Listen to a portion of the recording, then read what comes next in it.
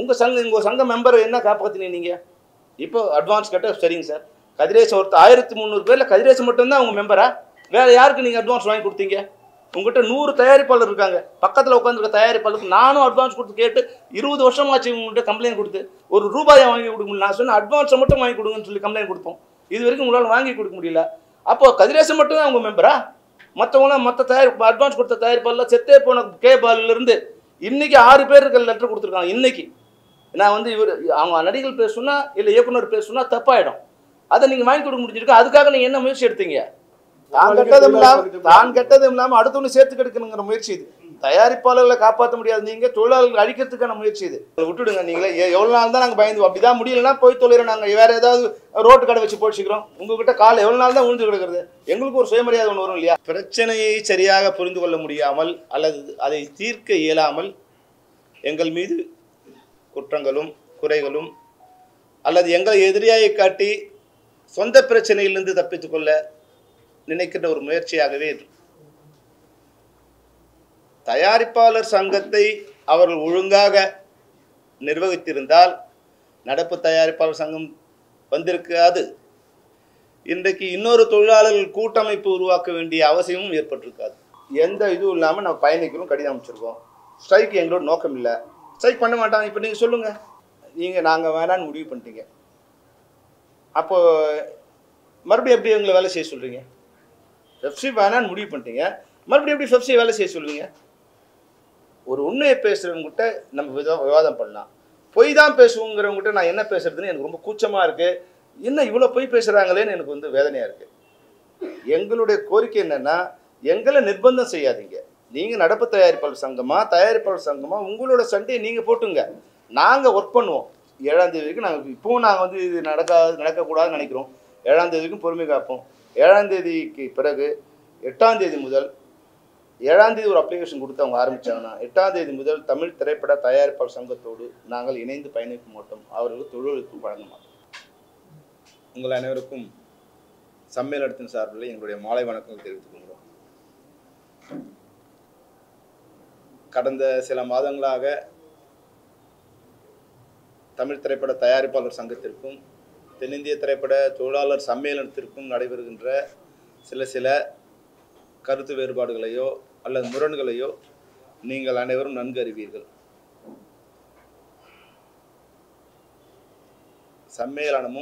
சம்மேளனத்தில் இணைக்கப்பட்ட அனைத்து சங்கங்களும் முறையாக தொழில் செய்ய வேண்டும், தொழில் செய்த ஊதியத்தை முறையாக பெற வேண்டும், தொழில் செய்கின்ற தொழிலாளர்களுக்கு ஒரு பணி பாதுகாப்போ அல்லது மத்திய மாநில அரசுகளின் உதவிகளை கிடைக்கப் பெறுகின்றா போல ஒரு அங்கீகாரமோ ஏற்படுத்த வேண்டும், கிடைக்க வேண்டும் என்பதுதான் எங்களுடைய முதற்கண் நோக்கம். தயாரிப்பாளர்களை அழிப்பதோ அல்லது தயாரிப்பாளர்களை எதிர்த்து பணிபுரிவதோ அவர்களுக்கு எதிரான சங்கங்களை ஊக்குவிப்பதோ அல்லது தோற்றுவிப்பதோ எங்கள் நோக்கம் அல்ல. தமிழ் திரைப்பட தயாரிப்பாளர் சங்கத்திற்கு நாங்கள் பலமுறை எங்களுடைய கருத்தினை தெளிவாக எடுத்து கூறிவிட்டோம். இன்னைக்கு காலையில் அவங்க பேசும்போது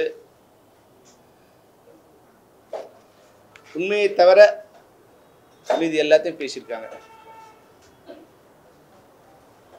ஒரு பத்திரிகை நண்பர் கேட்கும்போது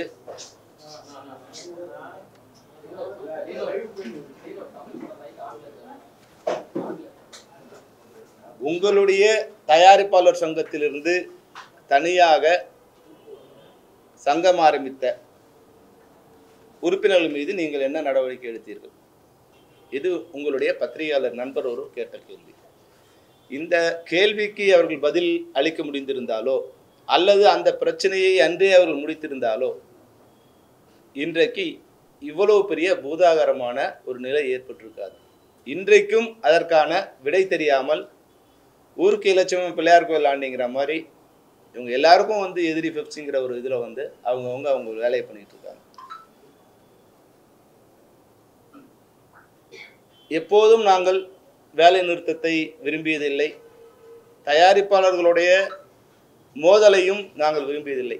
நான் சம்மேளனத்துக்கு தலைவராக பொறுப்பேற்றுக் கொண்ட பின் எங்களுடைய நிர்வாகிகள் அனைவரையும், இணைக்கப்பட்ட சங்கங்கள் உள்ள நிர்வாகிகள் அனைவரையும் அழைத்து பேசி, தயாரிப்பாளர்கள் நன்றாக இருந்தால் மட்டுமே நாம் நன்றாக இருக்க முடியும். எனவே தயாரிப்பு துறையை செழுமைப்படுத்தி சீராக்க வேண்டும், அதற்கு நாம் துணை நிற்க வேண்டும் என்று பல்வேறு விதமான சலுகைகளை, பல்வேறு விதமான உதவிகளை தொழிலாளர்கள் சம்மேளனத்தின் மூலம் தயாரிப்பாளர் செய்து கொடுத்தோம். ஆனாலும் பிரச்சனையை சரியாக புரிந்து கொள்ள முடியாமல் அல்லது அதை தீர்க்க இயலாமல் எங்கள் மீது குற்றங்களும் குறைகளும் அல்லது எங்களை எதிரியாக காட்டி சொந்த பிரச்சனையிலிருந்து தப்பித்துக் கொள்ள நினைக்கின்ற ஒரு முயற்சியாகவே இது. தயாரிப்பாளர் சங்கத்தை அவர்கள் ஒழுங்காக நிர்வகித்திருந்தால் நடப்பு தயாரிப்பாளர் சங்கம் வந்திருக்காது. இன்றைக்கு இன்னொரு தொழிலாளர்கள் கூட்டமைப்பு உருவாக்க வேண்டிய அவசியமும் ஏற்பட்டிருக்காது. ஆகவே அவரவர் வேலையை செய்தால் தமிழ் திரைப்படத்துறை நன்றாக இருக்கும். சொன்னால் புரியாது, பட்டாதான் புரியும்னா அதுக்கு நாங்கள் அதுக்கு மேலே அவங்களுக்கு எதுவும் சொல்கிறதுக்கு இல்லை. சார், பெப்சியை விட ஆர்கேஎஸ் உங்களை பற்றி தான் அவங்க மெயினாக பேசுகிறாங்க. உங்கள் சங்கத்தை பற்றி கூட பேசுறது கிடையாது. உங்களை தான் இப்போ கூட பேசுகிறாங்க. உங்களை தான் வந்து தூக்கு போல் தான் சொல்லியிருக்காங்க. அதை எப்படி நீங்கள் பார்க்குறீங்க? முதல் நண்பன் எதிரியாக உங்களை தான் பார்க்குறாங்க. ஏன்னா நான் தான் முதல் நண்பன். அதனால் அவங்களுக்கு வந்து பல உதவிகள் செஞ்சுருக்கோம் இல்லையா, அதுவும் அவங்களுக்கு கேள்வி கேட்கணும் இல்லையா. அதனால் வந்து அவருக்கு என்னை எடுத்துட்டா பெப்சியை கண்ட்ரோல் பண்ணலாம்னு நினைக்கிறாங்க. ஆனால் இப்போ நான் எல்லாரையுமே இந்த ஜனநாயகப்படுத்தியிருக்கேங்கிற உண்மை அவங்களுக்கு தெரியாது. செல்வமணி இல்லைன்னா அவங்களுக்கு என்ன சிரமங்கிறது அவங்களுக்கு தெரியாது. அதனால் வந்து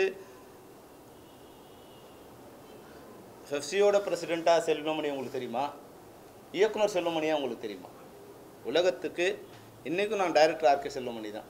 பெப்சி பிரசிடெண்ட்டுங்கிறது இங்கே இருக்கிற தொழிலாளர்களுக்கோ இல்லை சினிமா துறையில் சம்மந்தப்பட்டவங்களும் தெரியும். அதனால் வந்து அது ஒரு பெரிய எனக்கு தலையில் வைக்கப்பட்ட கிரீடமாக நான் நினைக்கிறது இல்லை. ஆனால் நான் இருக்கிற இடத்துல அதை சரியாக பண்ணணும், என்னை நம்பி இருக்கிற தொழிலாளர்களுக்கு சரியாக செய்து கொடுக்கணும்னு நினைக்கிறேன். அப்போ சம்மந்தப்பட்டவங்களுக்கு கூட சரியாக விவாதத்தை சரியாவோ இல்லை பிரச்சனையை சரியான கோணத்தில் அணுகியோ அவங்கள நான் வந்து எங்களுடைய கோரிக்கைகளை செவிசாய்க்க வைக்க முயற்சிக்கிறேன். சில நடிகர்களால் அவங்களுக்கு ஆதரவு தரப்படுதா சார்?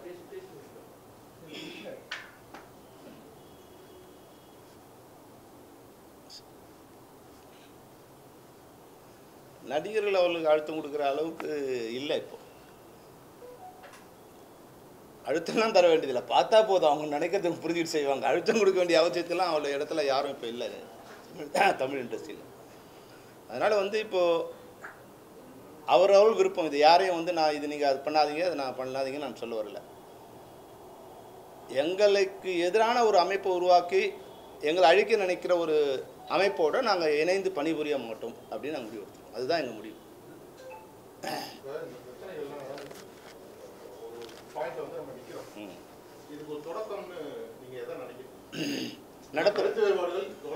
நடப்பு தயாரிப்பாளர் சங்கம் தான் சார் தொடக்கம். அதுதான் பிரச்சனை. அவர்களோடு பணிபுரியக்கூடாது என்பது தான் அவங்க எங்களுக்கு கொடுத்த அழுத்தம். அது நாங்கள் சொல்லிட்டோம். நீங்கள் அவங்கள மேலே இப்போது நடவடிக்கை எடுங்க. அவங்க மேலே நீங்கள் எந்த நடவடிக்கையும் எடுக்காமல் எங்களை வந்து அவங்களுக்கு ஒர்க் பண்ணாதீங்கன்னு சொன்னால் அது எப்படி எங்களால் பண்ண முடியும்? அது நாங்கள் பண்ண முடியாதுன்னு சொன்னது தான். அதை தவிர வேறு எந்த காரணத்தையும் அவங்க சொல்ல முடியாது. அதுதான் உண்மையான காரணம். நடப்பு தயாரிப்பாளர் சங்கத்துக்கு ஒரு அறிக்கை விட்டுருக்காங்க. சுமூகமான தீர்வு காணணும் அப்படின்ட்டு தயாரிப்பாளர் சங்கத்துக்கு ஒரு வேண்டுகோளை வச்சிருக்காங்க. பெப்சியோட நம்ம ஒத்துமையாக இருக்கணும், இதுதான் பயணிக்கணும். அதை நீங்க எப்படி பாக்குறீங்க சார்? ஒரு தயாரிப்பாளர் சங்கம் இப்படி சொல்லுது, ஒரு தயாரிப்பாளர் சங்கம் ஒத்து போகணும் அப்படின்னு சொல்லுது. அது முரளி சார் இப்போ நீங்கள் ப்ரெஸ் மீட் வச்சிங்களே, அது முடிஞ்சதுக்கு அப்புறம் தான் சார் இல்லை. அதுதான் இந்த கடிதம் அவங்களுக்கு ஏற்கனவே அனுப்பப்பட்டிருக்கு. 3 மாதத்துக்கு முன்னாடியே அவங்க ஒரு கடிதம் அனுப்பிச்சிருக்காங்க. இப்போ இவ்வளோ பேசுகிறாங்க இல்லைங்களா, 3 மாதத்துக்கு முன்னாடி இப்போது படப்பிடிப்பை நிறுத்தி மறுசீரமைப்பு பண்ணணும்னு ஒரு காரணத்துக்காக படப்பிடிப்பு நிறுத்துகிறாங்க. வார டிக்ளேர் பண்ணிவிட்டு நீங்கள் என்ன பண்ணலான்னு யோசிப்பீங்களா? என்ன பண்ணலான்னு யோசிச்சு வார டிக்ளேர் பண்ணுவீங்களா? எல்லா படப்பிடிப்பும் நிறுத்தாச்சு, தொழிலாளர்கள்லாம் வீட்டில் உட்காந்துருக்காங்க. நீங்கள் மீட்டிங்கே போடாமல் நாளைக்கு அவர் இல்லை அப்போ சொன்னால் கோவம் வருது. நிர்வாகிகளை குறை சொல்கிறாங்க, நாங்கள் இல்லைன்னு. நீங்கள் இல்லைங்கிறது உண்மை தானே? நீங்கள் இல்லைங்கிறது உண்மை தானே. இன்றைக்கி நல்ல வேலை பெப்சிங்கிற ஒரு எதிர் சக்தியால் நீங்கள் எல்லோரும் ஒரே மேடையில் உட்காந்துருக்கீங்க. இல்லைன்னா உங்களை தூக்கணும்னு தானே உங்கள் வலது இடம் உட்காந்துருக்கு, உங்களை தூக்கணும்னு தானே உட்காந்து மீட்டிங் போட்டாங்க போன மாதம். இதே ராதா பார்க்கிங்கில் தலைவர் மேலே நம்பிக்கையில்லா தீர்மானம் கொண்டு வரதுக்கு தலைவர் இல்லாமல் ஒரு பொதுக்குழு கூட்டின தயாரிப்பாளர் சங்கத்தில் இருக்கும் நிர்வாகிகள் தானே நீங்கள் ஒற்றுமையை பற்றி எங்களுக்கு சொன்னால் நான் என்ன பண்ணுறது? உங்களோட பிரச்சனை, அது எங்கள் பிரச்சனை இல்லை. உங்கள் பிரச்சனையை நீங்கள் தீர்க்க முடியாமல் அது எங்கள் மேலே கொண்டு வருவீங்க. தனிப்பட்ட முறையில் தாக்குதல்னா தனிப்பட்ட முறையில் பல்வேறு விஷயங்கள் சொல்ல முடியும். தொழிலாளர் நலம் கருதி அப்படின்னு ராதாகிருஷ்ணன் சொல்கிறாரு. தமிழ்நாட்டில் உள்ள விஸ்காம் படித்த இளைஞர்கள்லாம் வேலை வாய்ப்பு கொடுக்கணும். உன்னை நம்பி இருக்கிற தொழிலாளருக்கு செஞ்ச வேலைக்கான ஊதியத்தையே நீங்கள் கொடுக்க முடியாதப்பா. ஊரில் இருக்கிற தொழிலாளர் பற்றி கவலைப்படுறீங்களே, படித்த இளைஞர்களை பற்றி கவலைப்படுறீங்களே, உங்களை நம்பின தொழிலாளர்களுக்கு நீங்கள் சரியாக ஊதியம் கொடுத்தீங்களா? கேட்டால் உங்களுக்கு கோபம் வரும். மேடையில் இருக்க பல பேர் கொடுக்க வேணும்னா நான் வந்து உங்களுக்கு எல்லாரும் செக்கு நான் கொடுக்குறேன். அடுத்த முறை நான் வருமா, ஏன்னா தனிப்பட்ட தாக்குதலாக ஒருத்தர் இன்னும் நாங்கள் நட்பாக இருக்கணும்னு நினைக்கிறதால அவங்க என்னென்னலாம் எங்களுக்கு இது இருக்குது. நான் வேணாம்னு நினச்சா என்ன பண்ணணும்? நீங்கள் என்ன செட்டில் பண்ணிட்டு போங்க, அவ்வளோதான் விஷயம். நான் ஒன்றும் வந்து உங்களுக்கு கூட வரணும் வேணான்னு முடிவு பண்ணிட்டீங்களா? நீங்கள் எது வேணாலும் பண்ணீங்க, எங்களுக்கு இதுவும் இல்லை. நாங்கள் இன்றைக்கி நேற்று அனுப்பிச்ச கடிதம் கூட இணைந்து பயணிக்கிற விருப்பத்தோடு இந்த கடிதத்தை உங்களுக்கு எழுதுவோம். அதுக்கு மேலே நாங்கள் என்ன எழுத முடியும் உங்களுக்கு? அவ்வளோதான் நாங்கள் எழுத முடியும். அது அவங்க விருப்பம். பணம் கேட்டாங்களா, பணம் கொடுக்கலையா? நடிகர் பணம் கொடுத்தது கதிரேசன், பணம் வாங்கினது தனுஷ். இப்போ எங்களுக்கு என்ன பிரச்சனை? ஏன் எங்ககிட்ட வரீங்க? அதில் அவங்க என்ன சொன்னாங்க, பஞ்சாயத்து வந்து நடிகர் சங்கத்துக்கும் தயாரிப்பாளர் சங்கம் எதுக்கு செல்வமணி வராது நடுவில் பஞ்சாயத்துக்கு அப்படின்னு ஒரு கேள்வி அங்கே சொன்னாங்க. கரெக்டு. ஏன் செல்வமணி கடிதம் எழுதுறீங்க? பெப்சி கடிதம் எழுதி இது மாதிரி வரல, நீங்கள் வந்து ஒரு முடிவு எடுக்கணும், நீங்கள் வந்து எங்களை ஒத்துழைக்கணும், ஏன் கடிதம் எழுதுறீங்க? நீங்கள் கூப்பிட்டு நடிகர் சங்கம் உங்களுக்கு திருப்பியே பார்க்கல, உங்களை மதிக்கவே இல்லை, தனுஷ் படத்துக்கு வேலை செய்யாதீங்க, ஏன் கடிதம் அனுப்புறீங்க? கரெக்டு தான். நீங்கள் கேட்க நீங்களே போயிட்டா எங்களுக்கு பிரச்சனையே இல்லை. இப்போ எங்களுக்கு அவங்க சண்டை இல்லை, ஏன் இப்போ நடிகர் சங்கத்துக்கு எங்கள் மேலே கோபம்? இப்போ தனுஷ் படத்தை நீங்கள் ஒர்க் பண்ணாலே உங்களுக்கு கோபப்படுறாங்க சார். அவங்க பிரச்சனை அங்கே தான் சார் ஆரம்பிச்சு. முதல் 2 நாள் நிறுத்தணும் சார், 2 நாள் நிறுத்தணும். இவங்க சொன்னதால் இல்லை சார், நம்ம என்ன சொல்கிறோம், ஒரு பிரச்சனைங்கிறாங்க, அவங்கள கூப்பிட்டு அப்போ காம்ப்ரமைஸ் பண்ணுறோம். இப்போ படம் கேட்குறாங்க, பணமே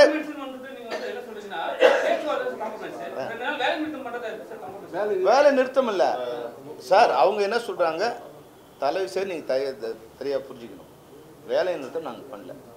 இவங்களோட எங்களுக்கு வந்து ஒரு உடன்பாடு இருக்குது. நாங்கள் சொல்கிறத கேட்கலன்னா 1-to-1 அக்ரிமெண்ட்டை கேன்சல் பண்ணுவோன்னு வந்து 5 தடவை எங்களுக்கு அனௌன்ஸ் பண்ணியிருக்காங்க. முதல் தடவை சிம்பு ராமேஸ்வரம் போன போது, 2வது தடவை இந்த பிரச்சனை.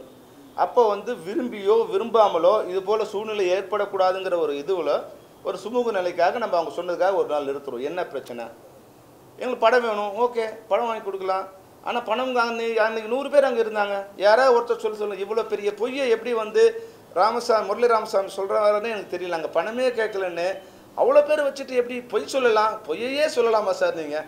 இது என்ன, நீங்கள் அவ்வளோ பேர் இருக்கும்போது எப்படி அந்த பொய்யை? நாங்கள் சொன்னோம் சார், படம் அட்வான்ஸ் கொடுத்தீங்கன்னா கால் ஷீட் கேளுங்க, பணம் கேட்டிங்கன்னா கொடுத்த அட்வான்ஸை கேளுங்க, வட்டி போட்டு கேட்குறதுல ஒரு இது இருக்கணும். இது வட்டி போட்டு கேட்டால் எப்படின்னு கேட்டது நான் சார், வட்டி கடை வச்சிருக்கலான்னு கேட்டது நடிகர் சங்கம்.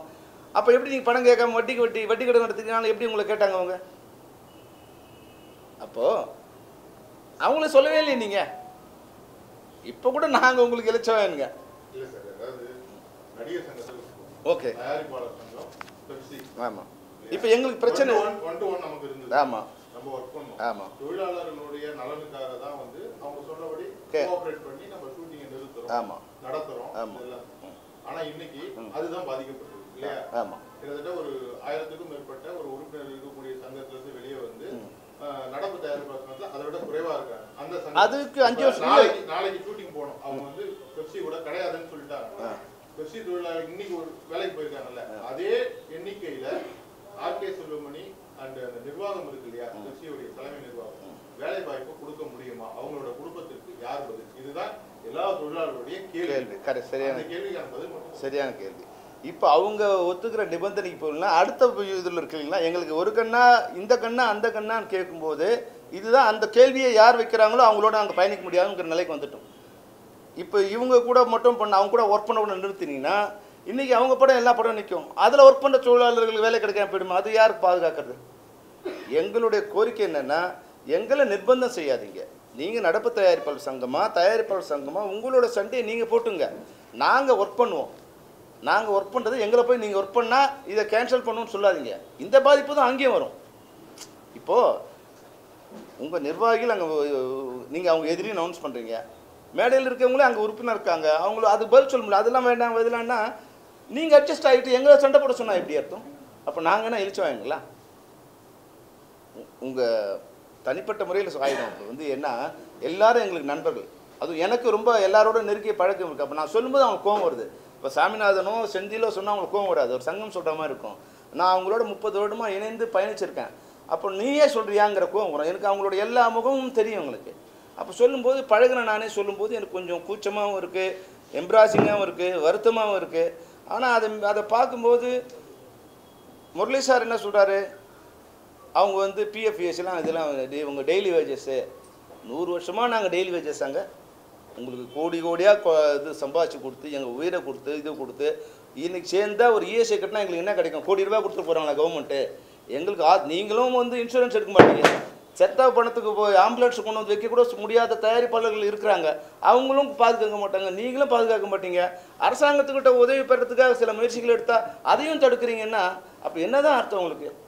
நாங்கள் சாப்பாடு போடுறதும் எல்லா வேலையும் நாங்கள் செய்யணும்னா உலகத்தில் 16 மணி நேரம் ஒரு தொழில் பண்ணுற ஒரு தொழிலாளி உலகத்தில் எங்கேயா பார்த்துருக்கீங்களா? நான் சொன்னால் தூண்டி விடுற மாதிரி ஆகிடும். உங்களுக்கு 16 மணி நேரம் ஒவ்வொரு தொழிலாளியும் வேலை செய்கிறான். அதை கருத்தில் அதுக்கு வச்சுக்கிட்டு தான் அவன் வெளியே போனால் சாப்பிட்டு வர லேட்டாகும் தான் நம்ம அவங்க சாப்பாடு கொடுக்குறோம். நான் அவனே ஷூட்டிங் வந்தால் லேட்டாகும் தான் நமக்கு வண்டி கொடுக்குறோம். இன்றைக்கி வந்து யாராவது ஒரு எலக்ட்ரீஷியன் கூப்பிடுங்க, வந்தால் ஒரு நாள் சம்பளத்துக்கு யாராவது வராங்களான்னு கேளுங்க, வரமாட்டாங்க. இன்னும் ஒர்க் இருக்குது, ஒரு ஃபேன் மாட்டுறதுக்கு 150 ரூபாங்க, அவ்வளோதான். 4 ஃபேன் மட்டும் 600 ரூபா. ஆனால் எங்ககிட்ட இருக்கிற எலக்ட்ரீஷியன் காலைல வந்து அவன் 4 மணிக்கு எழுந்திரிச்சு 6 மணிக்கு வண்டி ஏறி உங்கள் ஷூட்டிங் வந்து நின்றுட்டு அவன் 6 மணிக்கு பேக்கப் பண்ண பிறகு அவன் எலக்ட்ரிக் சாமான ரவுண்ட் அப் பண்ணுறதுக்கு 7 மணி ஆகிட்டு மறுபடியும் 9 மணிக்கு வந்து அவன் ஆஃபீஸில் ட்ராப் பண்ணிவிட்டு அவன் வீட்டுக்கு 11 மணிக்கு போவான். அப்போ 11 மணிலேருந்து 5 மணி வரைக்கும் தான் அவனோட ஓய்வு நேரம். எவ்வளோ நேரம்? 6 மணி தான். அப்போ 18 மணி நேரம் பயணத்துலையும் பணியிலையும் அவனோட வேலை போயிட்டு இருக்கும்போது இது இவ்வளோ கேவலமாக நீங்கள் சொன்னீங்கன்னா எவ்வளோ கோவம் வரும் எங்களுக்கு?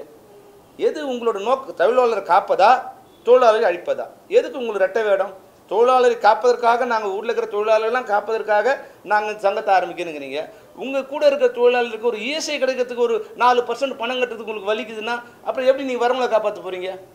உங்கள் சங்க மெம்பரை என்ன காப்பாற்றினீங்க நீங்கள்? இப்போ அட்வான்ஸ் கட்ட சரிங்க சார், கதிரேசன் ஒருத்தர் 1300 பேரில் கதிரேசன் மட்டும்தான் அவங்க மெம்பரா? வேறு யாருக்கு நீங்கள் அட்வான்ஸ் வாங்கி கொடுத்தீங்க?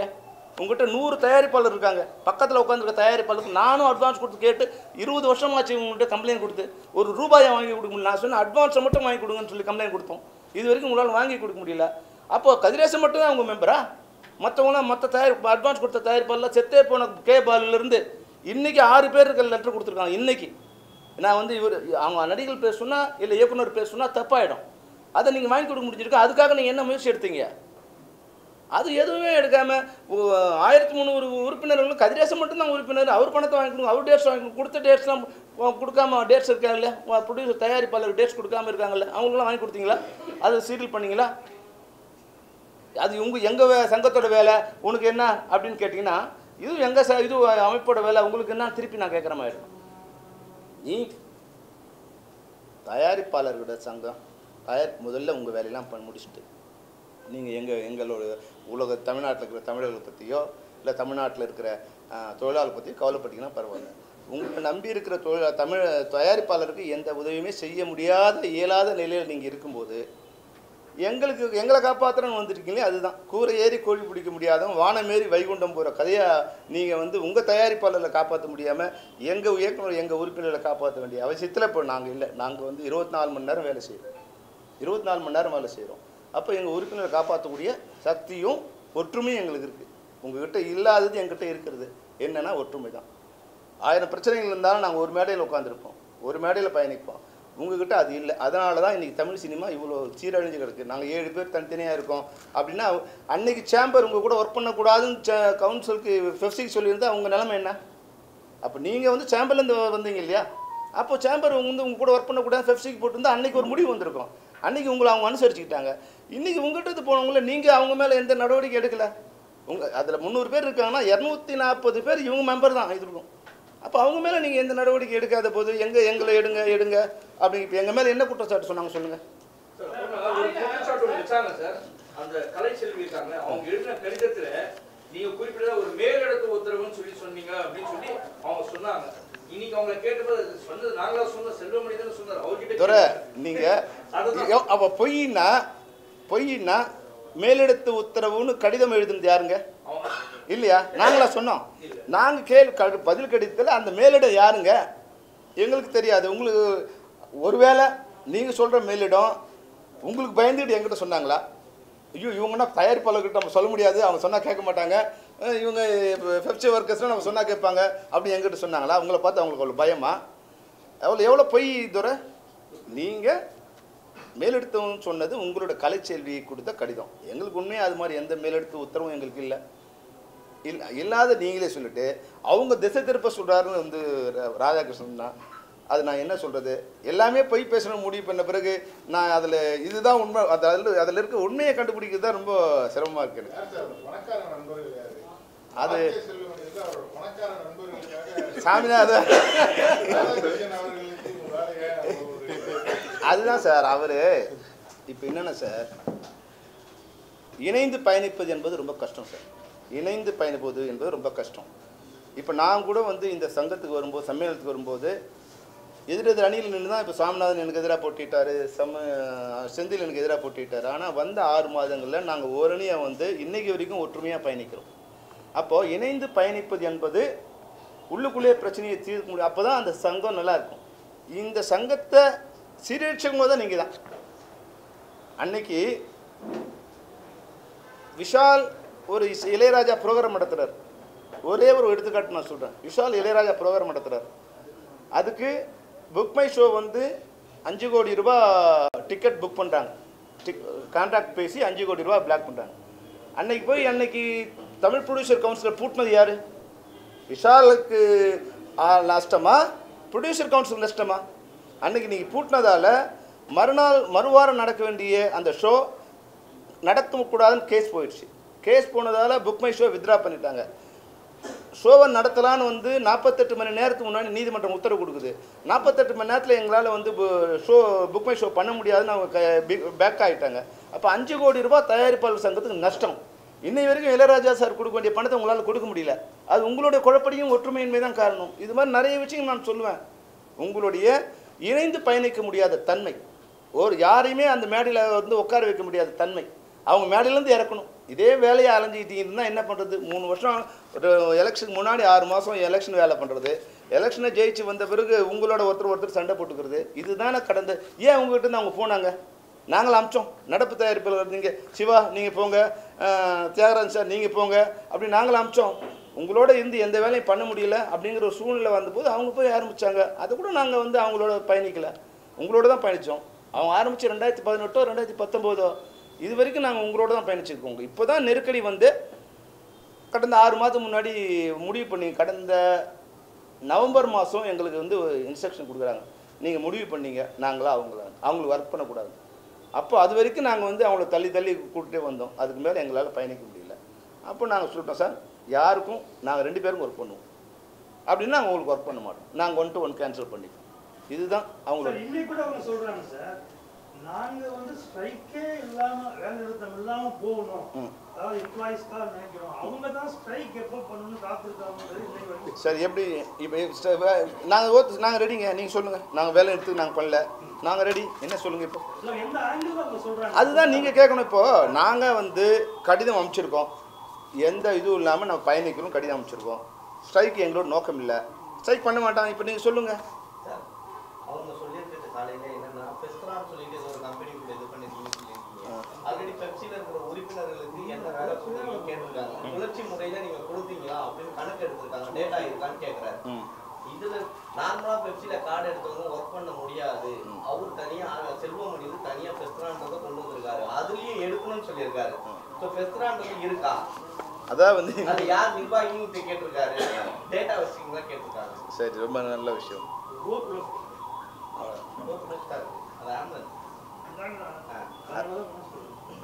அதாவது யாரோ பணக்கார நண்பர்கள் இல்லை இது முதல்ல உங்களுக்கு இந்த கேள்வி முடிச்சிடும், ஏன்னா அது ஓவர்லப்பா வச்சு நான் பணக்கார நண்பர்கள் பற்றி அப்புறம் பேசலாம். ஃபெஸ்ரா அப்படிங்கிறது வந்து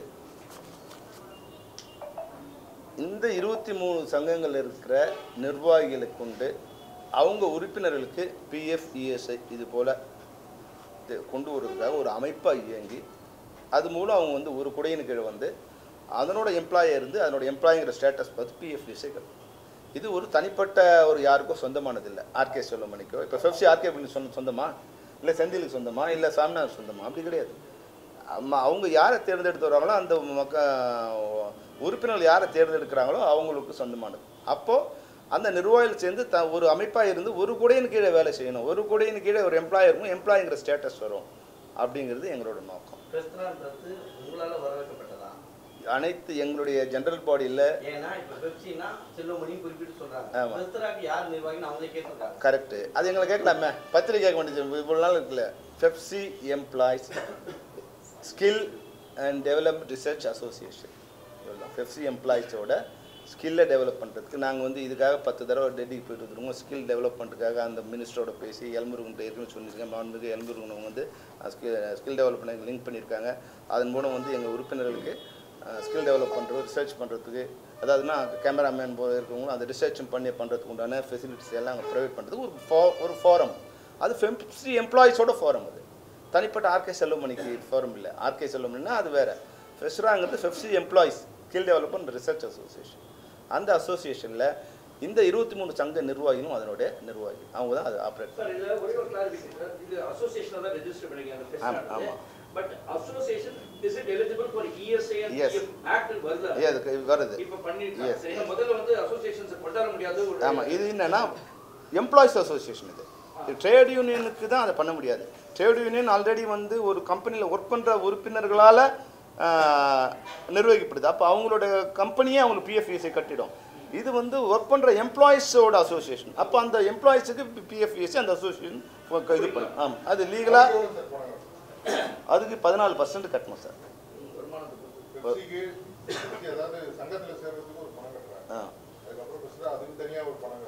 அதுக்கு வந்து எம்ப்ளாயர் தான் கட்டணும் சார்.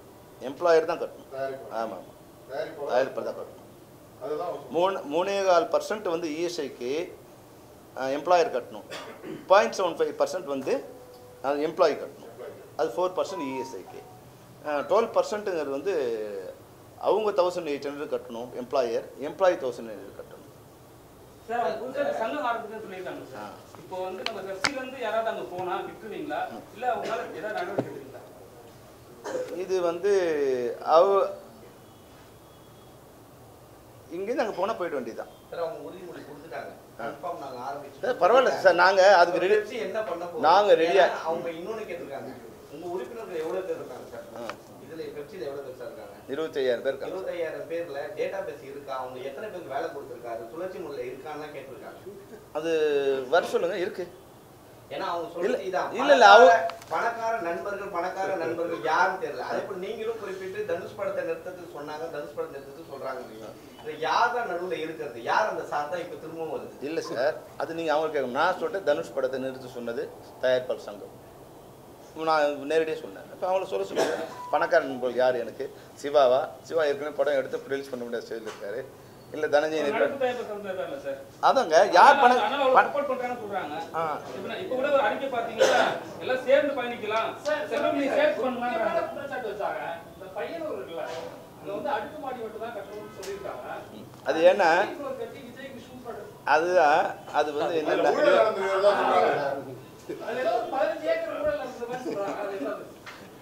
அது வந்து என்னென்ன பாவம் இது எப்படி சொல்றது தெரியல. 50 ஏக்கர் குடியிருப்புகளுக்காகவும் குடியிருப்பு கொடுக்கும்போது அப்போ விசி குகுநாதன் சார் தான் அப்போ அதனுடைய ப்ரொமோட்டர். இவங்க அப்பா ராமநாதன் சார் தான் அதனோட கூட இருந்தாங்க. அப்போ அவங்க கேட்குறாங்க இங்கே குடியிருப்பு கட்டிட்டா இங்கேருந்து சென்னைக்கு வர்றது வந்து இதுவாக இருக்காது. அதனால் வந்து எங்களுக்கு ஸ்டுடியோ இது மாதிரி பொது பயன்பாட்டுக்கு ஒரு 15 ஏக்கர் வேணும். அப்போ பொது பயன்பாட்டுக்காக வந்து கொடுத்து அன்னைக்கு கலைஞர் வந்து கட்டட அஸ்திவாரம் போட்டது தான் இன்றைக்கி இருக்கிற ஃப்ளோர். நாங்கள் இன்னைக்கு கட்டலை. இது கட்டி 15 வருஷம் வச்சது அவங்க அப்பா இருக்கும்போது. ஏன்னா இன்றைக்கி நிர்வாகத்தில் இருக்க யாருக்குமே அது தெரியாது. அவங்க அன்றைக்கி நிர்வாகத்திலே இல்லை. வேணா முரளிராமசாமி வந்து அவங்க அப்பாவை கேட்டுக்கலாம். என்ன இது அவங்க அப்பா கூட இருந்தவங்க கேட்டுக்கலாம். அவங்க அப்பா கலைஞர் வந்து அடிக்கால் நட்டு அந்த ஃப்ளோரை அப்போ வந்து பண்ணக்கூடாதுன்னா அது எப்படி கவர்மெண்ட் அப்ரூவல் கொடுத்து தானே கட்டியிருக்காங்க. அதனால் இன்றைக்கி கூட வந்து ஊழல் வந்துன்னா நாங்கள் ஒரு தயாரிப்பாளர் காலில் விழுந்து ஐயா இங்கே வந்து ஷூட்டிங் பண்ணுங்கள் எங்களுக்கு பணமே கொடுக்க வேண்டாம், என்ன நாங்கள் ஒரு பேட்டா கூட வாங்கிக்கிறோம், டிரைவருக்கு மற்ற இங்கேருந்து போனாலாம் மற்ற ஷூட்டிங் போனால் வந்து நீங்கள் வந்து நிறைய இருக்கணும், எங்களுக்கு ஒரு பேட்டா கொடுத்தா கூட போதும், இங்கே நீங்கள் ஒர்க் பண்ணுங்கள், ஃப்ரீயாக கூட ஒர்க் பண்ணுங்கள் அப்படின்னு சொல்லி தான் இன்றைக்கி முதல் படமாக அவங்க வரும்போது என்னென்னா அது ஃபுல்லாக விஜய் படத்தோட ஒரு பெரிய ஃப்ளோர் அங்கே வந்து ஒர்க் அவுட் நிற்கிது. அதில் ஏதோ லட்சம் வாங்கிக்கலாம். அது வந்து அவங்களுக்கே வந்து நாங்கள் பண்ணோம், நீங்கள் ஒரு பணம் கொடுத்தா அவங்க சில தேவைகள் கேட்டாங்க, ஒரு 20 மேக்கப் ரூமு, டாய்லெட்டு, மெஸ்ஸு, அதெல்லாம் நீங்கள் கிணறு அதெல்லாம் நீங்களே எடுத்துங்க, என்ன பண்ணமோ உங்கள் ஆர்டர் கொடுத்து நீங்களே அதை எடுத்துங்க, எங்களுக்கு பணமாக கொடுக்கலனாட பரவாயில்ல, அந்த தேவைகளை ஃபில் பண்ணி இது வந்து ஃபில்லப் ஆன போச்சு. இன்றைக்கி ஏறக்குறைய ஒரு 20 கோடி ரூபா சொத்து அந்த இடத்துல இருக்குது. ஊழல் பண்ணால் அது வந்து இருக்கிற 10 கோடியை காலி பண்ணவங்க நீங்கள், உங்களுக்கு எந்த அருகதை இருக்குதுன்னு தெரியல, எங்கள் ஊழல் பண்ண சொல்லிட்டு உங்களுக்கு எந்த அருகதையுமே இல்லை. வர வேண்டிய 5 கோடி ரூபா பணத்தை உங்கள் யூகோவால் வரவிடாமல் பண்ண நீங்கள் எங்களுக்கு சொல்ல எந்த அருகதையும் இல்லை சார். தயவுசெய்து பெரிய வார்த்தை சொல்ல நினைக்காதீங்க. நீங்கள் சொல்லும்போது நான் அக்செப்ட் பண்ணிக்க முடியாது. நான் நிறைய தடவை சொல்லியிருக்கேன், என்னோடய ஆனஸ்டி மேலே கல் எறிஞ்சிங்கன்னா பயங்கர வேகமாக வரும். என் பொறுமை மேலே எடுத்து அடிச்சிங்கன்னா நான் பொறுத்து போய்ப்பேன். ஆனஸ்டி மேலே அடிச்சிங்கன்னா பயங்கர வேகத்தோட போயிடுவோம்.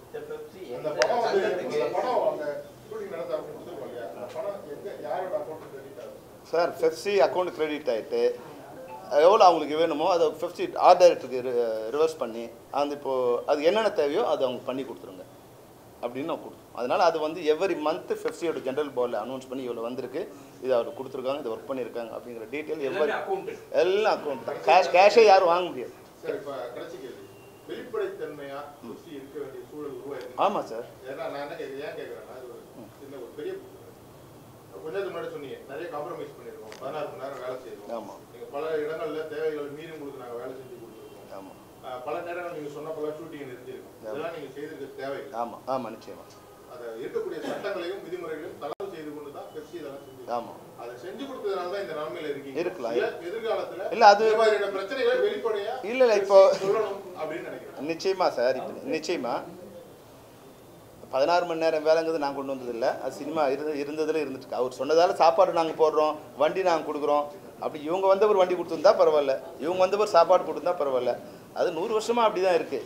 பேட்டாவை குறைச்சிருக்காங்களா அது சொல்லுங்கள். இப்போ இவங்க வந்த பிறகு இவங்க சின்ன ப்ரொடியூசர்னு சொன்னாங்கல்ல, இவங்க என்ன பண்ணாங்க சின்ன ப்ரொடியூசருக்கு? உங்கள் ப்ரொடியூசருக்கு நீங்கள் என்ன பண்ணீங்க?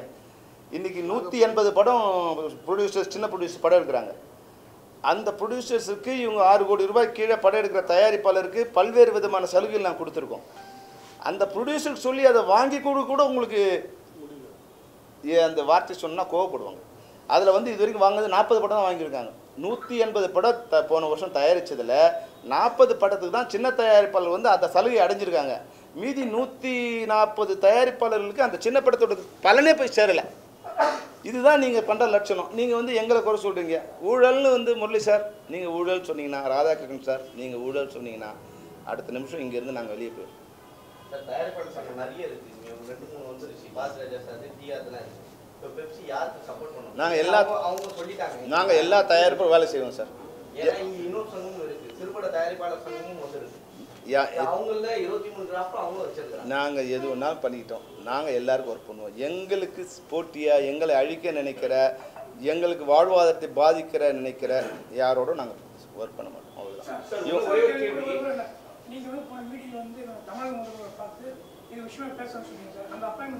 ஏற்கனவே நான் உங்களுக்கு சொன்ன பதில் சேகர், நீங்கள் அதை வந்து அப்போ மறுபடியும் ரிப்பீட் பண்ணுறேன். பட்ஜெட் செஷன் முடிஞ்சவொடனே அப்பாயின்மெண்ட் கொடுக்குறேன்னு சொல்லியிருக்காங்க. பட்ஜெட் செஷன் முடிஞ்சவொடனே நாங்கள் மீட் பண்ணுறதான்னு சொல்லி அது ஏற்கனவே உங்களுக்கு சொல்லியிருக்கேன். இல்லை நிச்சயமாக இது வந்து நாங்கள் 100% நீங்கள் தான் இப்போ நீங்கள் இருக்கீங்க, நீங்கள் சொல்லுங்கள் எங்கள் தவறு இது தவறு அவங்க சொன்னாங்க இல்லைங்களா, அந்த தவறில் என்ன எதுக்காக இப்போ வந்து அவங்க எங்கள் மேலே ஆக்ஷன் எடுக்கிறாங்க, என்ன அது என்ன காரணம் சொன்னாங்க சொல்லுங்கள் நீங்கள். இல்ல அவங்க இன்னைக்கு என்ன சொல்றாங்கன்னா சார், இந்த ஃபெஸ்டரா வந்து புதுசா ஆரம்பிக்கிறீங்க. வெற்றில எத்தனை தனித்தனி அமைப்புகள் இருக்கு, ஒவ்வொரு லீடர் இருக்காங்க. ஆமா, எல்லாத்தையும் உடைச்சு செல்வமணி கண்ட்ரோல் கொண்டு வரது தான் தந்தை ஜெய பண்றாரு. அதுதான் அறவாக்கட்டுத்தனமான குற்றச்சாட்டு. நான் என்ன சொல்றதுங்க, செல்வமணி தனியால் கிடையாதுங்க. 23 சங்கத்தில் இருக்கிற நிர்வாகிகள் சேர்ந்து அதில் நிர்வாகம் பண்ணி அதை அமைப்பாக கொண்டு வர முயற்சி பண்ணி அதை எடுத்துருக்காங்க. செல்வமணி ஒருத்தர் கிடையாது சார். பை லா பெப்சி நிர்வாகிகள், அதோட நிர்வாகிகள் ஒவ்வொரு சங்கத்தோட நிர்வாகிகள் அதனோட 23 சங்கம். அப்போ ஆர்கே செல்லுமணி தான் அதுக்கும் தலைவர். அதுக்கும் ஆளுக்கா அதான் சொல்லுங்கள். கேட்குறேன். ஆமாம் அதுதான் ஆமாம் அதான் சொல்கிறேன். இப்போ பெப்சி யார் பிரசிடென்ட்டு, அடுத்த வருஷம் யார் பிரசிடென்ட்டு, போன 10 ஆண்டு முன்னே யார் பிரசிடென்ட்டு? அதாவது ஆர்கே செல்லுமணி இதுதான் சொன்னுச்சுன்னா அது என்னோட வீடு எனக்கே சொந்தம் நான் சொல்லலாம். குறிப்பிட்டு சொன்னதே அதான். பணக்கார நண்பர்களுக்கு ஆரம்பிச்ச பேசுறான். இது எப்படி பணக்கார நண்பர்களுக்கு ஆகும் சார்? இதில் நீங்கள் கூட வந்து நீங்கள் கொஞ்சம் காமெடி பண்ணக்கூடாது. நீங்கள் அதில் ஒன்று இந்த ஃபெஸ்ராங்கிற அமைப்பு வந்து எங்ககிட்ட 14% எக்ஸ்ட்ரா கலெக்ட் பண்ண போகிறாங்க, அதுக்கு நாங்கள் சம்மந்தம் தெரிவிக்கலைங்கிறேன். பணக்கார நண்பர்களுக்கு நான் ஏன் வாங்கி கொடுக்கணும்? இந்த 14%ங்கிறது எம்ப்ளாய்க்கு வந்து 100 வருஷமாக மறுக்கப்பட்ட ஒரு உரிமை. அந்த உரிமையை ஒரு தடவை உங்களோட ரெய்டு வராங்க, அப்போ எங்கள்கிட்ட வந்து லெட்டர் கேட்குறீங்க, சார் எங்களுக்கு லெட்டர் கொடுங்க சார், நாங்களாம் டெய்லி வேஜஸ்ஸு எங்களுக்கு பர்மனன்ட் எம்ப்ளாயி இல்லைன்னு கொடுக்க சொல்கிறீங்க. அன்றைக்கி எல்லோரும் ஃபைன் 10 லட்சம் 20 லட்சம் ஃபைன் போட்டாங்க. அப்போ நாங்கள் ஒரு லெட்டர் கொடுக்குறோம், நாங்கள்லாம் தினசரி கூலிகள், இவங்ககிட்ட நிரந்தரமாக வேலை செய்யலை, அதனால் இது அப்போ லெட்டர் ஏன் வாங்குறீங்க? அதுலேருந்து இவங்களை காப்பாற்றிக்க லெட்டர் வாங்குறீங்க. அது அயோக்கியத்தனம் இல்லையா? அப்போது நீங்களும் கொடுக்க மாட்டீங்க, கொடுக்குறதுக்கான ஒரு அமைப்பையும் வரும், அதை இது பண்ணீங்க. அது ஒரு அறவேக்கட்டுத்தனமாக என்னன்னே தெரியாமல் செல்வமணினா பெப்சி செல்வமணி தான், பையனூர் ஸ்டுடியோ செல்வமணிதா, இல்லை தமிழ்நாடு இப்போ ஆள்ற முதலமைச்சர் சொந்தமா? ஆள்ற வரைக்கும் அவருக்கு சொந்தம். அடுத்து ஆள்ற போகிறவங்க யாரோ போன வாட்டி போன 10 வருஷங்களுக்கு ஏடிஎம்கேவுக்கு, இந்த வருஷம் அந்த 5 வருஷம் டிஎம்கேவுக்கு, அப்புறம் வந்து வரப்போகிறவங்களுக்கு அது ஆள போகிறாங்க. ஆமாம் ஆமாம் பெப்சி என்ன சொல்கிறேன்னா பெர்மனண்டாக நீங்கள் தான் பிரசிடென்ட்ன்றாங்க. பெப்சிக்கு எலெக்ஷன் 3 இயர்ஸ்க்கு ஒரு எலெக்ஷன் வச்சு யார் பிரசிடென்ட் செக்ரட்டரியாக வர்றாங்களோ அவங்க தான் ஆட்டோமேட்டிக்காக அதுக்கு ஆயிடுவாங்க. இவங்க ஏதோ ஒரு ட்ரஸ்ட் மாதிரி நினச்சிக்கிட்டாங்க, வாழ்க்கை ஃபுல்லாக இவர் தான் பிரசிடென்ட் என்னன்னா எல்லாருமே எல்லா சங்கத்தையும் வந்து பேச ஆரம்பிச்சிட்டாங்க. ஆனா வந்து மெயினா என்ன சொல்றதுன்னா செல்வமணி இது மெயினான காரணம் நீங்கன்னு சொல்றாங்க. என்னதான் தீர்வு சார்? நான் எல்லா தீர்வுக்கும் நான் தயார்னு கடிதம் கொடுத்துட்டேன். அன்றைக்கி ப்ரெஸ் மீட்டே சொல்லிட்டேன், எதுக்கும் நான் தயார், எந்த காம்ப்ரமைஸும் தயார். 2 விஷயத்தை எங்களால் இனிமேல் பண்ண முடியாது. ஒன்று, நீங்கள் எல்லாருக்கும் ரெடி போடுங்கன்னா நீங்கள் பண்ண முடியாது, நீங்களே பார்த்துங்க. இன்னொன்று, நடப்பு அவங்களோட ஒர்க் பண்ணாதீங்க, இவங்களோட ஒர்க் பண்ணி எனக்கு கம்பல் பண்ணுங்க. மீதி எல்லாத்துக்கும் நாங்கள் வந்து இறங்கி போக தயார். அது எப்படி சங்கம் ஆரம்பிச்சா ஏன் இது பண்ண போறாங்க? என்ன கேக்குறேன்னா இப்போ வந்து அவங்க என்ன சொல்றாங்க, நாங்க பண்ணிக்கிறோம் அப்படின்றாங்க. பண்ணீங்க நீங்க, நான் வேணாம் சொல்லியே, நீங்க தாராளமா பண்ணீங்க, எங்களை விட்டுடுங்க. நீங்களே எவ்வளோ நாள் தான் நாங்கள் பயந்து, அப்படி தான் முடியலன்னா போய் தொழிறோம். நாங்கள் வேறு ஏதாவது ரோட்டு கடை வச்சு போட்டுக்கிறோம். உங்ககிட்ட கால் எவ்வளோ நாள் தான் உழுந்து கிடக்கிறது? எங்களுக்கு ஒரு சுயமரியாதை ஒன்று வரும் இல்லையா? ஒரு தண்ணி உதச்சிட்டே இருந்தீங்கன்னா நீங்கள் பண்ணீங்க, எங்களை கூப்பிடாதீங்க, நீங்கள் பண்ணீங்க. ஆமாம் சார், அப்படியே சொல்லியிருக்காங்க. பெரும்பாலான தயாரிப்பாளர் சங்கம்ன்றது பெரும்பாலான தயாரிப்பாளர்கள் வைக்கக்கூடிய குற்றச்சாட்டினா சில நேரங்களில் படப்பிடிப்பு தளத்தில் வந்து பெப்சியை சார்ந்தவர்கள் போயிட்டு பிரச்சனை பண்றாங்க அப்படின்றது அது உங்களுக்கும் தகவல் இருக்கும். அது நியாயமான விஷயம் இருக்கலாம், அநியாயமான விஷயம் வெளியில என்னன்றது இல்லை. பட் இப்படி ஒரு குற்றச்சாட்டு வந்து எப்பயுமே பெப்சி மேல இருக்கு. அதுக்கான முயற்சி நீங்க என்ன எடுத்திருக்கீங்க? அந்த மாதிரி நடக்கக்கூடாது. ஏன்னா தயாரிப்பாளர்கள் இனி பிரச்சனையா இருக்கலாம். சரி, நீங்க முரளி ராமசாமி தலைமையில் இருக்கிறதால தயாரிப்பாளர் சங்கத்துக்கும் உங்களுக்கு பிரச்சனை, பட் அவங்க தான் முதலாளிகள், நீங்க தொழிலாளிகள் நீங்களே சொல்லி இப்படி உங்களுக்குள்ள ஒரு ஒற்றுமை இருக்கும். அந்த சமயத்துல போயிட்டு ஒரு முதலாளி வீட்லயே போய் பிரச்சனை பண்ற மாதிரி அவங்களுக்கு தான் ஒரு சில தயாரிப்பாளர் பர்சனலாவே கிட்ட சொல்லும்போது சொல்லி இது மாதிரி நடந்திருக்கு சார் அப்படின்னு. அது இவங்க தான் அவங்க மற்ற நாள்லாம் கொடுத்துருப்பாங்க, ஒரு நாள் ஸ்டாப் பண்ணுவாங்கன்றது அவங்க ஏதோ ஒரு சூழ்நிலை சொல்லும் போது ரொம்ப வருத்தமா இருக்கு இல்லைங்களா? கரெக்ட். இல்ல இது முடிச்சிடறேன் சார். சார்,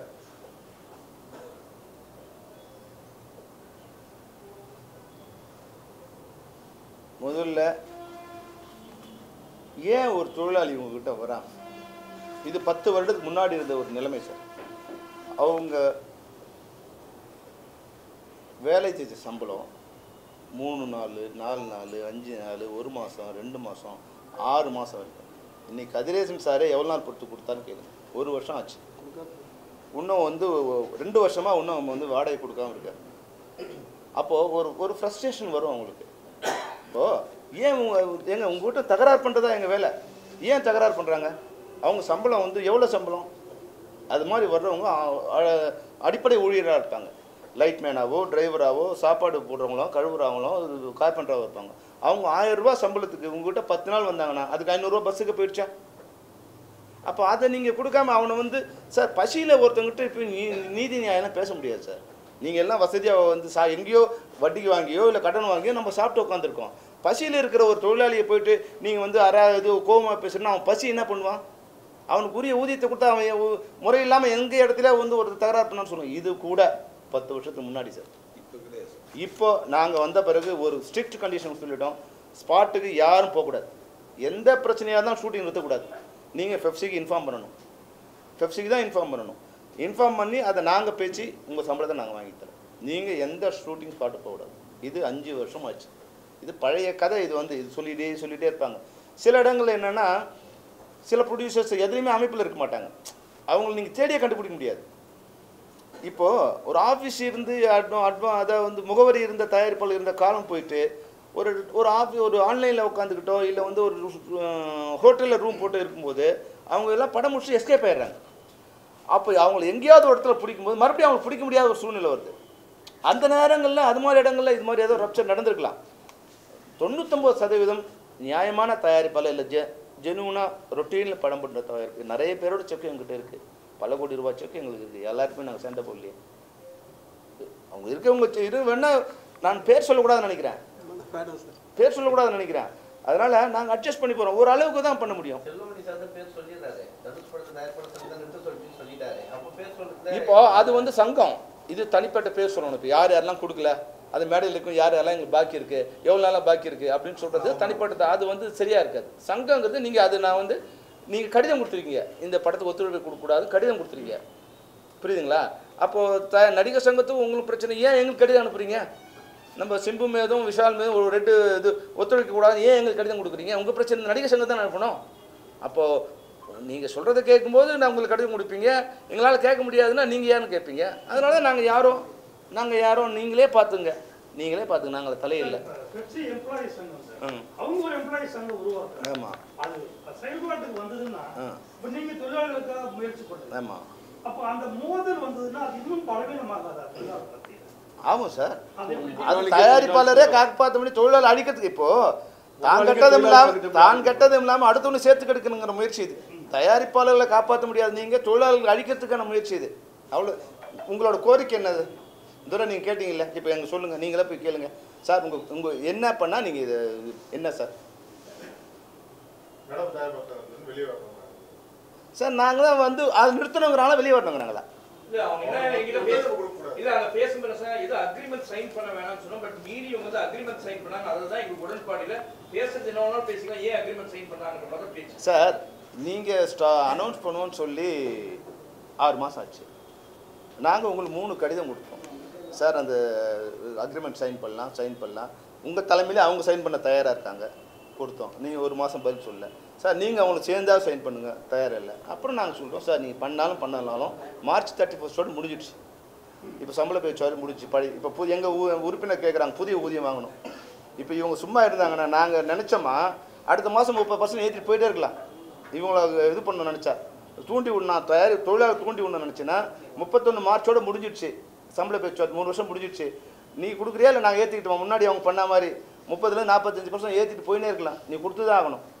அப்போது அதை சரி பண்ணி உங்களோட நிலைமை சரியில்லை, அதனால் அப்புறம் 1 வருஷம் தள்ளி வச்சுக்கலாம், எங்களுக்கு பிஎஃப்இஎஸ்ஐ மட்டும் இப்போ கட்டுங்க. அப்போ உங்களுக்கு எவ்வளோ மிகப்பெரிய நன்மை பண்ணியிருக்கோம். அதனுடைய அது தயாரிப்பாளரை காப்பாற்றுறாங்களா இல்லையாங்கிறது வந்து உட்காந்து உங்கள் நோக்கமெல்லாம் கண்ணை திறந்தால் நடப்பு தயாரிப்பு சங்கம், கண்ணை திறந்தால் பணக்கார நண்பர்கள், இதையே நீங்கள் யோசிச்சுட்டு இருந்தீங்கன்னா உங்கள் தயாரிப்பாளரை பற்றி யோசிக்கிறதே இல்லை நீங்கள். சார் ஒரு சஜஷன், அது சாத்தியமா?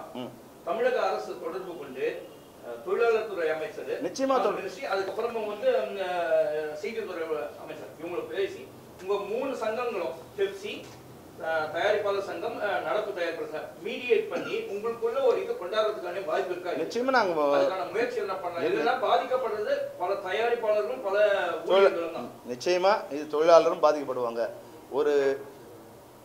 ஒரு தொழில் அமைதியின்மை ஏற்படும், மோதல் ஏற்படும். இப்போ நாங்கள் சொல்லுவோம் எங்களுக்கு கொடுக்க வேண்டிய பணத்தை கொடுத்துட்டு போவோம்னு சொல்லுவோம். எங்களுக்கு 1 வருஷமாக பணம் கொடுக்கணும், கோடி ரூபாய்க்கு மேலே பணம் கொடுக்கணும். கேட்டால் எங்களுக்கு ஜிஎஸ்டி ஃப்ரீஸ் ஆகிடுச்சு எங்களால் கொடுக்க முடியலங்கிறீங்க. உங்கள் ஜிஎஸ்டியே உங்களால் சரியாக மெயின்டைன் பண்ண முடியல நான் சொல்ல முடியுமா? சொல்லணும். அதை நீ சரி பண்ணி எல்லாம் செட்டில் பண்ணி நீங்கள் ஏதாவது பண்ணீங்கன்னு சொல்லணும். இப்போ எங்கள் மெம்பரை நீ வந்து எங்களுக்குள்ளே உடைக்க ட்ரை பண்ணுவேன், வேறு போவான், இவங்க கீழே இருக்கிறது வந்து தொழில் அமைதியில் அடிச்சுப்பாங்க. ஒரு அளவுக்கு தான் நாங்கள் வந்து அதை நீங்கள் செல்வமணின்றவர் மேலே கோவமோ இல்லை அவங்கள அமைச்சிட்டு நீங்கள் வேறு யாரை கொண்டு வாங்க மேலே கோவமாக இருந்தால் நீங்க வந்து ஒரு சங்கம் ஆரம்பிக்க வேண்டிய அவசியமே கிடையாது. நீங்க டைரக்டா வந்து அவங்க பெப்சிலே பேசி ஒண்ணு அவங்க ரிமூவ் பண்ணி வேற யாரா கொண்டாடுறதுக்கு வழி இருக்கா என்னன்னு கேட்டா அது சங்கம் அதில் நாங்க போய் தலையிட முடியாது சொல்லி சொல்லிட்டாங்க. துரை உங்க பத்திரிகையாளருக்கு சார்பாகவே அவங்களுக்கு கேள்வி, நடப்பு தயாரிப்பு சங்கத்தை தவிர வேற என்ன அவங்க பிரச்சனைனா இந்த பிரச்சனைக்கு நாங்கள் தயார், அவ்வளோதான். மீதி பொய்யே சுற்றி பொய் சொல்லிகிட்டே இருக்க வேண்டாம். இன்றைக்கி பேசின எல்லாமே வந்து ஒரு முகமூடி போட்டுனே பேசுகிறாங்க. முரளி சார் திக்கி பேசுகிறார் பாவம். அவர் வந்து என்ன சொல்கிறது, செல்வமணி இவ்வளோ நாள் இருந்தார், அதனால என்ன பண்ணார், ஆனால் இது மாதிரி பண்ணிட்டாரு அப்படின்னு சொல்கிறாரு. ராதாகிருஷ்ணன் இவர் என்ன சொல்கிறாருன்னா அவர் அர்த்தம் சொல்கிறாரு. தமிழ் தான் பேசுகிறாரு முரளி சார் சொல்கிறதுக்கு ராதாகிருஷ்ணன் அவர் ஒரு அர்த்தம் சொல்கிறாரு. அவரோட ஒரு ஆசை அது. முரளி சார் அதை அவாய்ட் பண்ணுறாரு அந்த பிரச்சனை. நீங்கள் கேட்குறீங்க நடப்பு தயாரிப்பாளர் இது என்ன, அந்த நிர்வாக இருந்தாங்க இங்கே தலைவர் வந்து பண்ணுறாருன்னு அவர் அது பூடகமாக சொல்கிறாரு. ஆனால் ராதாகிருஷ்ணன் என்ன சொல்கிறாரு, அதுக்கு அர்த்தம் சொல்கிறாரு இல்லைங்களா. அது அவரோட ஆசை. இது கொஞ்சம் இது காம்ப்ரமைஸாக போனவங்கிறது இவரோட ஆசை, அவ்வளோதான். அதனால் அவங்களுடைய அதுக்கு மேலே நான் வந்து அவங்களுக்கு தனிப்பட்ட முறையில் விமர்சனம் பண்ணுற மாதிரி ஆகிடும். அவங்க எனக்கு நண்பர்கள் தான் சொல்கிறேன். என்னை பொறுத்த வரைக்கும் அவங்க எல்லாரும் என் நண்பர்கள் தான். ஆமாம் அவங்க பண்ணாங்க சார், நாங்கள் ஒத்துழைப்பு கொடுத்தோம் சார். அவங்க எல்லாருமே நிறைய பேருக்கு சம்பளம் வரலன்னு சொல்லி அதுதான் இப்போ நான் சொன்னேன். அது வந்து ஏறக்குறைய அதுக்கே ஒன்றுநேறீங்க, அதுக்கு 2 பேர் சேர்ந்து தான் அதுக்கு சம்பளம். அது 1.5 வருஷம் முன்னாடி இல்லையா, அப்போல்லாம் வந்து இணக்கமாக தான் இருந்தோம். அப்போல்லாம் வந்து பூசிக்கிட்டு தான் இருந்தோம்னா அவங்க நாங்கள் ஒன்றா தான் படுத்துக்கிட்டு இருந்தோம். இப்போ வரும்போது என்னென்னா அந்த பணம் கேட்டதால் ஒரு பிரச்சனை, அந்த பணம் வரல. அப்போ என்கிட்ட என்ன சொன்னாங்கன்னா ஜிஎஸ்டி எங்களுக்கு ஃப்ரீஸ் ஆகிடுச்சு, ஏதோ பிரச்சனை, அது பிளாக் பண்ணிட்டாங்க, அது வந்தவொடனே கொடுக்குறோம். சேனலில் பேச சொன்னாங்க. சேனல் சொன்னாங்க இல்லை சார் அவங்க ஜிஎஸ்டி கிளியர் பண்ணால் தான் நாங்கள் பணம் கொடுக்க முடியும். இன்னும் 1.5 வருஷம் ஆச்சு. 1.5 வருஷம் ஆக போச்சுங்களா. போன ஜனவரியில் நடந்தது, 24 ஜனவரியில், 25 மார்ச் ஏப்ரல் வந்துடுச்சு. இது வரைக்கும் அவங்களால ஜிஎஸ்டியை சரி பண்ண முடியல. நாங்களும் வெயிட் பண்ணி அதில் கொஞ்சம் மனக்கசப்பு இருக்கு. ஆனால் அதை சரி பண்ணக்கூடிய மனக்கசப்பு. ஏன்னா அதோட பல கோடிகளை நாங்கள் பேலன்ஸ் வச்சுருந்துருக்கோம், எங்களுக்கு வராமல் இருந்திருக்கு. அதனால் பணத்துக்காரங்கிறது அது ஒரு கேள்வி தானே தவிர அதனால சண்டைங்கிறது எனக்கு தெரிஞ்சு இல்லை. சமீபத்தில் மேடையில் தானு சாரே உங்ககிட்ட கேட்டார், என்னுடைய தம்பி தான் நீ பேசிட்டு இருக்கலாம் சொல்லிட்டு. அதுக்கு அடுத்தது நீங்கள் சொன்னது நீங்கள் தான் எங்களை அடியாளாக பார்க்குறீங்கன்னு சொல்லிட்டு. இப்போ அவங்களும் தயாரிப்பாளர் சங்கம் சொல்லிட்டு அடியாளாக தான் உங்களுக்கு சொல்கிறாங்க, நீங்கள் தான் அவங்களும் தாக்க போகிறாங்கன்னு சொல்லுவாரு. அடியாள்னா எப்படி அவங்க சைடு இருந்து இப்போ அவங்க ஒரு இது இல்லை சார். அடியாளாங்கிறது என்னன்னா அப்படியே வர்பலாக எடுத்துக்கூடாதீங்க. இப்போ இன்னும் ஃபெஃப்சி இருக்கும், தயாரிப்பாளர் சங்கம், அவங்க வந்து ஒரு தனுஷ் படமே வச்சுங்களேன். ஏன்னா எல்லாரும் தெரிஞ்ச கதைங்க. தனுஷ் படம் வச்சுருக்கோம், அதனோட ப்ரொடியூசர் அவங்க மெம்பர். அந்த படத்தை வந்து செட்டில் பண்ணிட்டு போனோன்னா என்ன சொல்லணும், உங்கள் மெம்பரை கூப்பிட்டு இந்த படம் முடிச்சுட்டு போங்க சொன்னால் எங்களுக்கு பிரச்சனையே இல்லை. ஏன் எங்களை விட்டு நிறுத்த சொல்கிறீங்க? உங்கள் மெம்பர் தானே, உங்கள் மெம்பராக நீங்கள் உங்கள் மெம்பரையும் கூப்பிட மாட்டீங்க, உங்கள் மெம்பராக இருந்து நடப்பு தயாரிப்பாளரும் பேச மாட்டீங்க, எங்ககிட்டே பேசணும். அதுதான் நாங்கள் சொல்கிறேன். எங்களை நீங்கள் சொல்கிறதுக்கெலாம் ஆமாம் இப்போ கேட்டார் இல்லையா அவர், ஏங்க நீங்கள் வந்து அதெல்லாம் தலைவருக்குலாம் ஒத்துக்கிட்டீங்கன்னு. அதுதான் இப்போ தப்பாக தெரியுது. அந்த நட்பு கருதி அது அதெல்லாம் முடியாதுன்னு இப்போ சொல்லியிருந்தா நல்லா இருந்திருக்குமோ, இல்லை இதே பிரச்சனை அப்பயே வந்திருக்குமோ அப்படின்னு. ஆமாம் இல்லை 1-to-1 கேன்சல் ஆகிடுங்கிறாங்க. நீங்கள் ஷூட்டிங் போனீங்கன்னா நம்ம ஒப்புக்கொண்ட ஒப்பந்தம் கேன்சல் ஆகிடுங்கிறாங்க. தனுஷ் மட்டும் இல்லை சார், தனுஷ், சிம்பு, விஷால், இப்போ சூர்யா, அப்புறம் விஜய், இது மாதிரி லைனாக வருது. அவங்க யாரையும் அவங்க வந்து இது வரைக்கும் ஒரு ப்ரொடியூசரும் கூப்பிட்டு அவங்க பேசுனதில்லை. ஒரே ஒரு ப்ரொடியூசர் கூப்பிட்டு அவங்க பேசுனதில்லை. நேராக வந்து ஃபெஃப்சிக்கு சார் அந்த ஷூட்டிங் இருக்குங்க, அவங்க வந்து ஒரு கவர்மெண்ட் மாதிரி இல்லை இது ஜுடிஷியல் இது மாதிரி, நாங்கள் ஒரு போலீஸ் மாதிரி, நாங்கள் ஓடுற மாதிரி இப்படி முன்ன கடன்னு ஓடுவே நாங்கள், இப்படி தான் இருக்குது. அதனால் வந்து என்னென்னா ஒரு கட்டத்தில் வந்து எங்களுக்கு எதிரி நிறைய ஆகிடுறாங்க. இப்போ நீங்கள் கேட்ட கேள்வி எங்களுக்கு மெம்பரே கேட்குறாங்க, என்ன சார் அவங்க பிரச்சனையை முதல்ல அந்த ப்ரொடியூசரே கூப்பிட்டு அவங்க பேசிக்கலாமே, ஏன் அவங்க பிரச்சனை நம்ம தலையிடணும், எல்லோரும் நமக்கு எதிரி ஆகுறாங்க இல்லையா. அப்படின் போது நாங்கள் சொல்கிறோம், முதல்ல நாகரிகமாக சொல்கிறோம், சார் நடிகர் சங்கத்தையும் உள்ளே வச்சுங்க, ஜேஏசி அவங்களும் வச்சு, இல்லை அவங்களாம் வேண்டாம் நம்மளே பேசிக்கலாம். ஏன்னா அவங்க கூப்பிட்டு வரலாங்கிறது அப்புறமா தான் எனக்கு தெரியுது. அவங்களும் இருந்தால் பிரச்சனை இல்லை இல்லையா. நடிகர் சங்க உறுப்பினர் அவங்க உறுப்பினர் அவங்களுக்கு பணம் தரல, இல்லை வந்து கால் ஷீட் தரல சொல்லலாம் இல்லையா, அது அவங்க அவாய்ட் பண்ணிட்டாங்க. அப்போ நம்ம 2 பேரும் சேர்ந்து பேசிக்கலாங்க. நம்ம 2 பேர் சேர்ந்து பேசும்போது நடிகர் சங்கம் ஒரு தடவை எங்களை எதிர்த்து வந்து அனௌன்ஸ் பண்ணுறாங்க, இல்லை கண்டனம் தெரிவிக்கிறாங்க. அப்போ நீங்கள் என்ன சொல்லணும், இல்லை நாங்கள் தான் அனுப்பிச்சு சொல்லணும். அப்போ நீங்கள் அவங்க கமுக்கமாக இருக்கீங்க.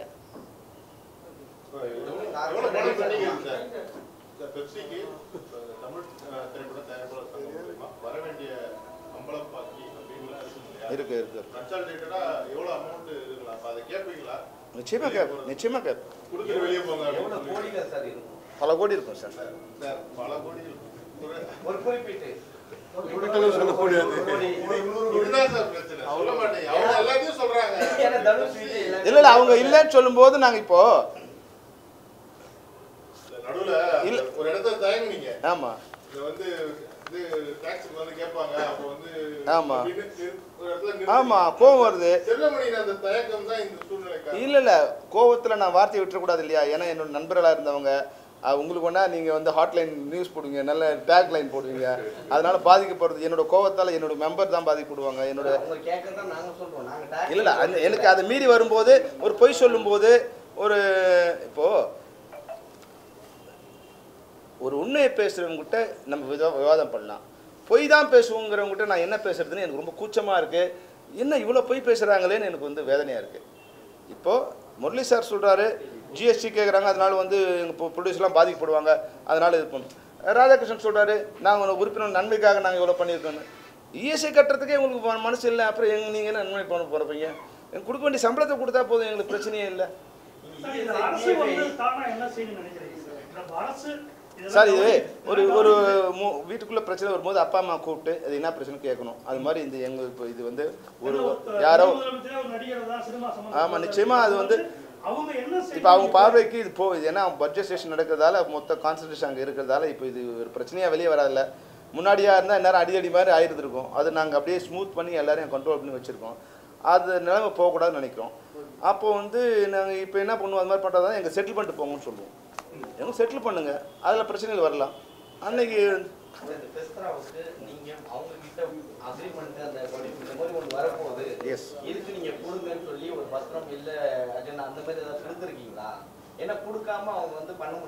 இல்ல அவங்க இப்ப எப்படி கேக்குறாங்க, ஃப்ரெஷரா கொடுக்கவே இல்லை, அவங்களுக்கு எப்படி தெரியும்?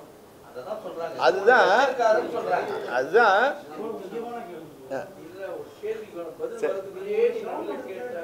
சார்.